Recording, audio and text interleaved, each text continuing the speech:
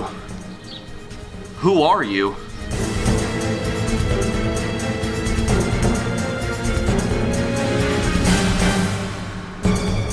I'm a gun wizard. Have you ever played a game that, at least logically speaking, you know is pretty garbage, but for some weird reason you absolutely adore it? Kinda like when a movie is so bad that it's actually kinda good. That's more or less how I feel about an old Xbox 360 game I played when I was a kid called Bullet Witch. I think I was around 13 or 14 when I first got to play this game. I saw my older brother playing it on his Xbox and I thought that looked pretty fucking cool, so he decided to let me give it a whirl. And I had an absolute blast playing it. There were guns and demons and sick kickflips. Holy fuck, look at her go! The game's a bit of a mess, I'm not gonna lie to you. The mechanics can sometimes feel a bit clunky, the dialogue is written on a 3rd grade level, and sometimes the AI can be a little...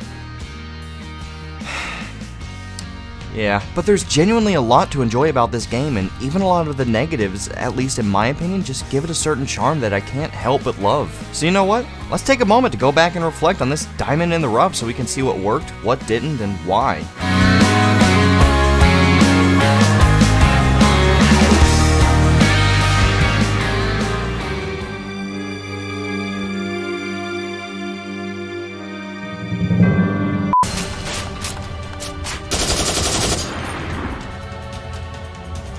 I'm not like the other girls. I'm edgy. I'm also a dude. The year is 2013, and the world is being overrun by demons. Those were the days, man. Humanity is on the brink of extinction, and there's only one person that can help turn the tide. Alicia.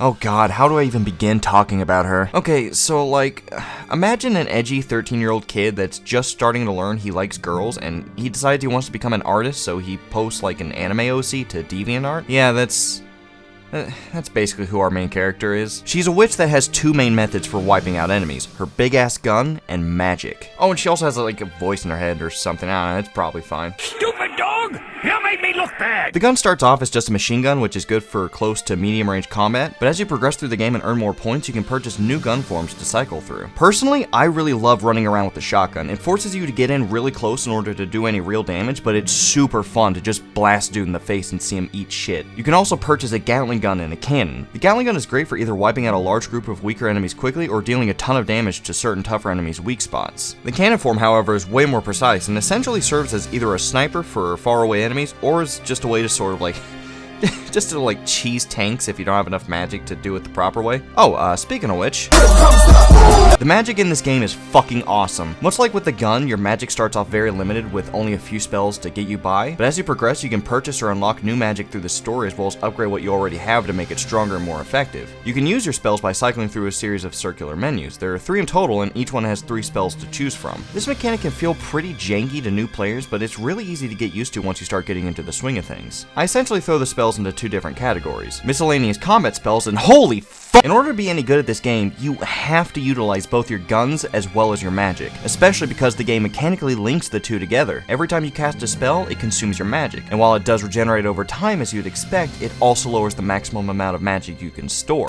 That's especially important to note because not all magic costs the same. The more powerful spells will inherently cost more magic to use. Some spells even cost almost your entire bar to cast. This means the more magic you use now, the less magic you can use going forward. The only way to bring this limit back up and restore your access to the more costly spells is by killing enemies without using magic, aka shooting the shit out of them. This game also makes it very difficult to only use guns, meaning you probably don't want to rely entirely on that either. An easy example of this is the existence of snipers that will kill you in one shot if you don't find cover, and more often than not, your best option for cover is to use magic to summon an ancient wall to hide behind, at least temporarily. This game's combat is all about striking a balance between these 2 mechanics. One of my personal favorite strategies is to just simply use Raven's Panic, which sends out a flock of ravens to distract and essentially immobilize enemies, giving you ample time to safely kill the stunned enemies with your gun and restore your magic limit. Oh, speaking of enemies, these designs are rad as fuck. I don't know what kind of collective fever dream they had when coming up with these designs, but God bless them. Every enemy is genuinely really cool to look at. I mean, except for the helicopters and tanks, I guess, but...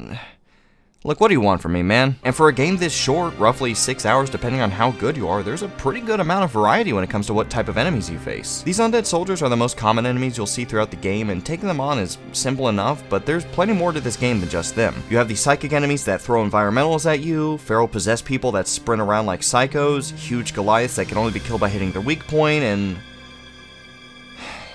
whatever the fuck these things are. The enemy design is all around pretty solid. Unfortunately, their AI is not so much. Target spotted.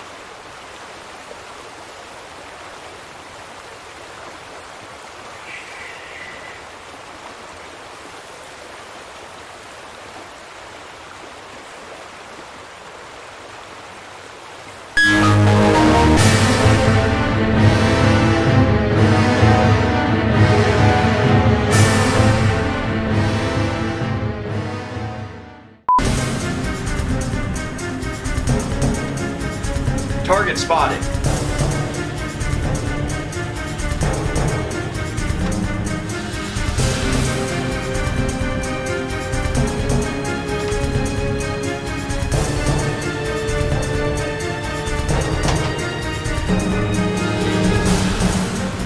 Target spotted.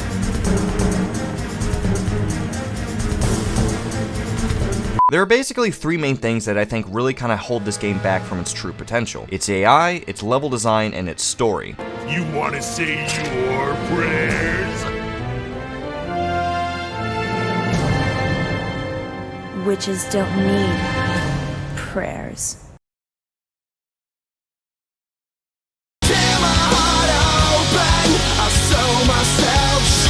Yeah, we'll get to that one in a bit. The AI in this game it's pretty dumb. There really isn't any getting around that. Half the time it feels like if you're not directly standing in front of them, the enemies literally have no idea what they're supposed to be doing. Especially with the Goliaths. Fucking look at this, dude. Though to be fair, seeing random civilians act completely fucking psychotic is pretty funny, I'm not gonna lie. You stupid demons! I'm going to survive no matter what! I'm glad to help out in some way.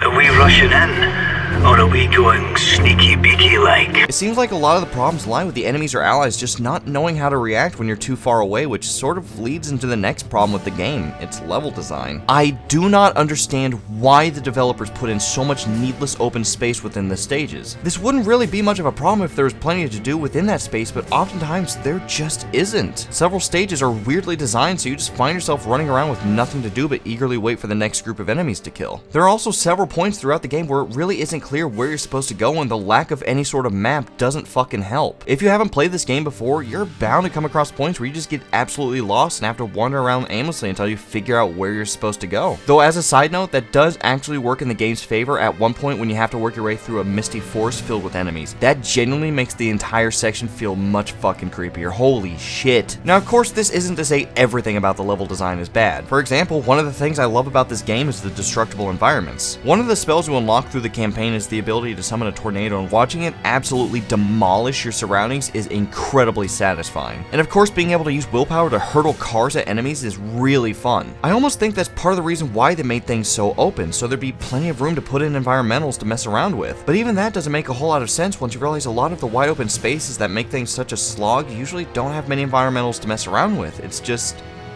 space. I feel like in general these stages would have been far more enjoyable if they'd simply tightened things up so you aren't wandering around in the hopes that you didn't just miss an alleyway or something. Oh come on, that's where it was? Fuck you. But of course, all this pales in comparison to the game's true selling point, its story. I've seen a lot of things on the battlefield, but I'll never get used to seeing a buddy die!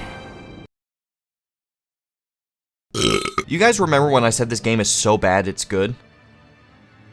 Yeah, the general plotline is decent enough. Alicia's a witch that has found her way to some random city to kill a giant demon that's been wreaking havoc. While there, she meets up with the human resistance, and the two of them end up working together to evacuate the remaining civilians and take out the demons within the city. Eventually, Alicia learns where the demons are coming from, stops them, and wipes out Big Thicky before moving on to wherever she's headed next. Sounds pretty solid, right? Well... You see someone who fights to make up for the endless crimes laid at her feet. A witch. Who fucking directed this shit? While the basic outline is pretty nice, they They really fucked it up when it came time to execute. They tried to do this whole thing where the main character is a super serious, irreverent badass with no emotion, but has her humanity drawn out by a cheerier side character that helps the main character grow as a person. This kind of character arc can be done really well if the side character used to draw out their humanity isn't fucking Maxwell Cougar. This is Maxwell. I'm in charge of these troops. He's in charge of these troops. Maxwell is a big part of why I kind of throw this game's story into the so bad it's good category. Everything he says feels like it was legitimately written by a fucking kid. You are all fighting for the future of the human race. To save humanity, we will not run. Yes, sir! To save humanity, we will fight to our death. Yes, sir! To save humanity, we will put our lives on the line. Yes, sir! Do you hear me? Sir, yes, sir! Goku, sweetie, what is you doing? Anyways, yeah, this is the guy that essentially recruits Alicia into helping the Resistance. Maxwell shows Alicia a journal they found from an archaeologist that vanished 5 years ago who apparently released the demons into the world in order to bring back his dead daughter. Uh-oh, haha, looks like you did a stinky, haha, poopy. Maxwell tells Alicia the Resistance's plan to gather troops from... I'm sorry, wait, where exactly were we gathering troops from again? All the remaining forces from each city. They're planning to gather troops from each nondescript city, which apparently only makes up a total of like 50 dudes or something, and launch an operation to stop more demons from coming in. Eventually, Alicia makes it there alone, where she meets the man who sacrificed everything for his daughter, and it turns out she was his daughter all along. This moment right here was such a huge twist. It not only explains Alicia's demonic powers, but also her attitude and her drive to wipe out the demons. This is such an impactful moment. Or at least it would have been if the dialogue had been delivered with, like, even a little bit of emotion. Why? Please tell me. Why couldn't you just let me die in peace? Why? And if they hadn't spoiled this earlier in the game for no fucking reason. The plane's about to take off, so I better go. Okay, sweetheart. Have a great time, and be careful. I'll buy you something nice. I love you, Papa. I love you too, Alicia. Just what the fuck, dude? Why? Anyways, yeah, then Alicia meets back up with the Resistance, and with their help manages to take out the gigantic demon that she was specifically targeting for...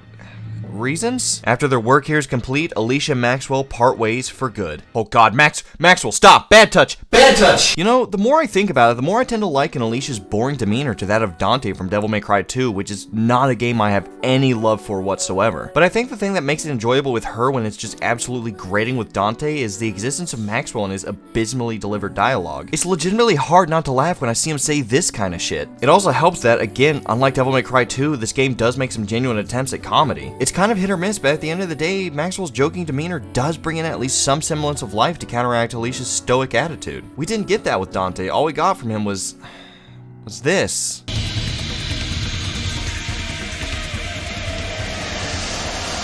son of Sparta, you must repent your sins. Don't speak. Just die.